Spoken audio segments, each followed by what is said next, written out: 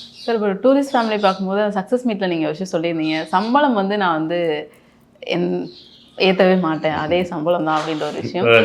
இதெல்லாம் வந்து ப்ரொடியூசருக்கும் ரொம்ப நல்ல விஷயமா இருக்கும். பட் எங்களுக்கு காமனாக இங்கேருந்து பார்க்கும்போதுன்னா, நம்ம ஆக்சுவலாக ஒரு கம்பெனிலேருந்து இன்னொரு கம்பெனி போகிறோம்னாலே ஹைக் வாங்கிட்டு தான் போவோம். அப்படின்றப்போ இவ்வளோ பெரிய நடிகர் இப்படி சொல்கிறாரு அப்படின்றப்போ ஒரு பயங்கரமான ஸ்டேட்மெண்ட் எல்லாருமே நீங்கள் கொடுக்குறீங்க. அது எப்படி சார் அது?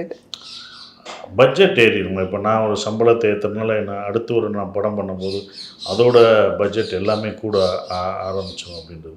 டூரிஸ்ட் ஃபேமிலி அந்த பட்ஜெட்டில் அதோட வெற்றினால நியாயமான ஒரு விஷயமா இருக்குது. ஸோ அப்போ அடுத்தும் அப்படி தான் இருக்கணுன்ற ஒரு விஷயம். எல்லா படத்துக்கும் ஒரே இதாக இருக்காது. டூரிஸ்ட் ஃபேமிலிக்கு ஒன்று இருக்கும், வேற ஒரு படத்துக்கு ஒன்று இருக்கும், இன்னொரு படத்துக்கு ஒன்று இருக்கும். நம்ம எதையும் ப்ரெடிக்ட் பண்ண முடியாது. இது நான் இப்போ தோல்வி அடைஞ்சனால என் சம்பளத்தை குறைச்சிக்கிறேன்னு சொல்ல முடியுமா? முடியாதுல்ல. அது ஒன்று இருக்குல்ல, அதையும் பார்க்கணும். ஸோ அப்போ நான் வந்து ஒரு ப்ரொடியூசர் பாயிண்ட் ஆஃப் வியூவில் வந்து பார்த்தேன். அதை தான் நான் செஞ்சேன். ஓகே, இதை நான் எப்படி பார்க்குறேன்னா, அதாவது நீங்கள் ஒரு ஆர்டிஸ்ட்க்கு அவ்வளோ சம்பளம் கொடுத்து படத்தை குவாலிட்டி கம்மியாக எடுக்கிற பதிலாக அந்த பணத்தை படத்தில் போட்டு குவாலிட்டி அதிகமாக எடுக்க தான் போவேன். எங்கள் சம்பளம் ஸோ அப்படி ஒரு விஷயம் தான் அது. அப்படி தான் நான் பார்க்குறேன்.